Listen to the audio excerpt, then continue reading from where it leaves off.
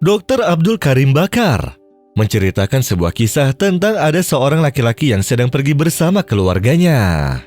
Namun tiba-tiba, mobil yang dikendarainya berhenti mendadak karena mogok. Sehingga si laki-laki itu kebingungan, namun tak berselang lama kemudian ada sebuah mobil yang berhenti di depan mobilnya. Lalu seorang pria turun dari mobil tersebut dan menghampiri mobil sekeluarga laki-laki. Pria itu mencoba menyalakan mesin mobil.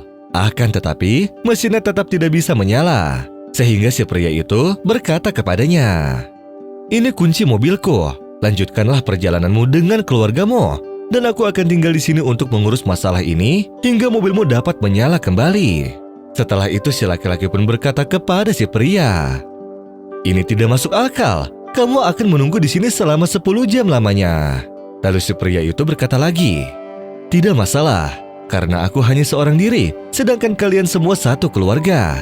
Tahukah engkau bahwa Rasulullah Shallallahu Alaihi Wasallam pernah bersabda, barang siapa yang melapangkan satu kesusahan dunia dari seorang mukmin, maka Allah akan melapangkan darinya satu kesusahan di hari kiamat.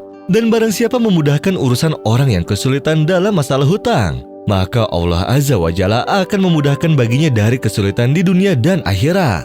Barang siapa yang menutupi aib seorang muslim, maka Allah akan menutup aibnya di dunia dan akhirat. Allah senantiasa menolong seorang hamba selama hamba tersebut menolong saudaranya."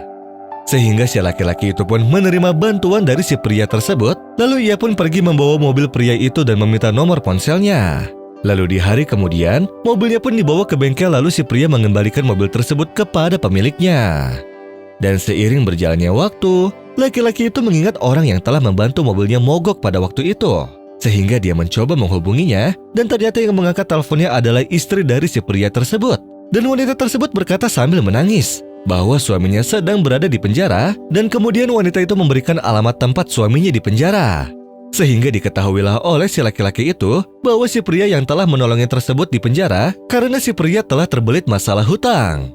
Dirinya mengingat akan kebaikan si pria tersebut dan mengingat perkataannya akan hadis balasan orang yang baik. Sehingga di hari kemudian laki-laki itu pun datang ke alamat kantor polisi tersebut dengan membawa uang sebanyak 100.000 rial untuk memberikan tebusan kepada polisi penjaga. Dan ia berkata padanya, "Ini adalah uang yang kubawa untuk membayar hutang si pria itu dan untuk membebaskannya dari kalian."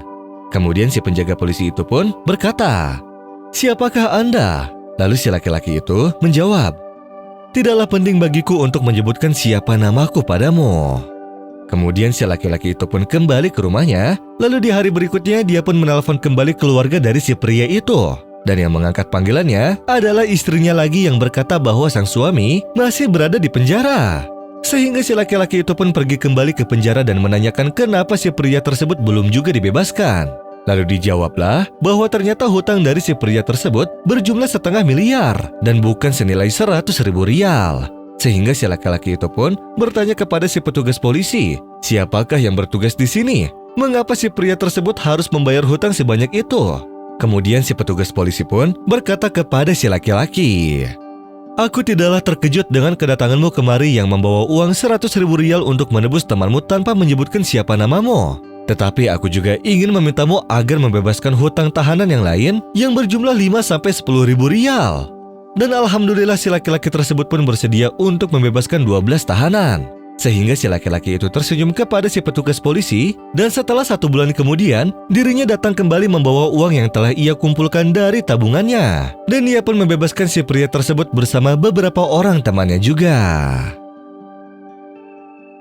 An Abi Hurairah radhiyallahu anhu, an Nabi sallallahu alaihi wasallam qala, من نفس عن مؤمن كربة من كرب الدنيا نفس الله عنه كربة من كرب يوم القيامة ومن يسر على معسر يسر الله عليه في الدنيا والآخرة ومن ستر مسلما ستره الله في الدنيا والآخرة والله في عون العبد ما كان العبد في عون أخيه ومن سلك طريقا يلتمس فيه علما سهل الله له به طريقا إلى الجنة وما اجتمع قوم في بيت من بيوت الله يتلون كتاب الله ويتدارسونه فيما بينهم